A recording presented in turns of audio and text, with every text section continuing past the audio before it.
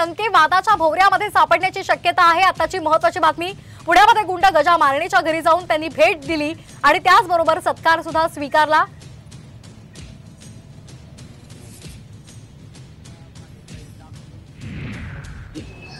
काल परवा दिवशी दिल्लीला माझे काही डॉक्युमेंट पूर्तता करायची होती। ती पूर्तता करून काल पुण्याच्या एअरपोर्टला उतरलो आणि एअरपोर्टला उतरल्यानंतर मला काही हॉस्पिटलच्या भेटी होत्या आणि काही आमचे एक पवार नावाचे आमचे एक सहकारी मित्र होते।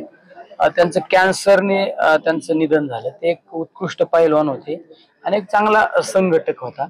त्यांचा कॅन्सरच्या आजाराने निधन झाल्यामुळे त्या कुटुंबाला त्या परिवाराला सांत्वनपर भेट देण्यासाठी मी त्या ठिकाणी गेलो आणि त्यानंतर आमचा त्या ठिकाणी प्रवीण म्हणून एक कार्यकर्ता आहे आमचा, त्यांच्या घरी मी त्या ठिकाणी भेट द्यायला गेलो। तो पण माझ्या बरोबर होता, प्रवीण धनवटे म्हणून।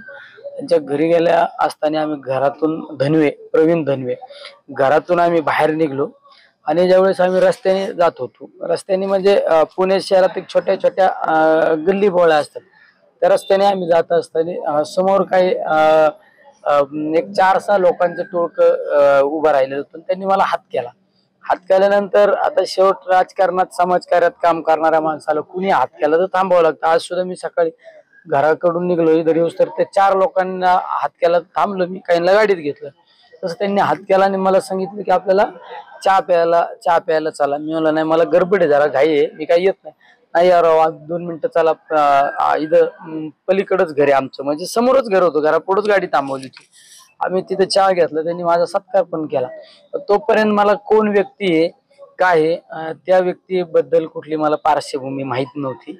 आणि ज्यावेळेस मी बाहेर पडल्यानंतर मला एक तासभराने एक फोन आला, तुम्ही अशा परिसरामध्ये आलते, तुम्हाला काही नियोजित दौरा होता का? नाही म्हणलं, नियोजित माझी एक सांत्वनपर भेट होती, त्यामुळे मी नियोजित दौऱ्याला आलतो।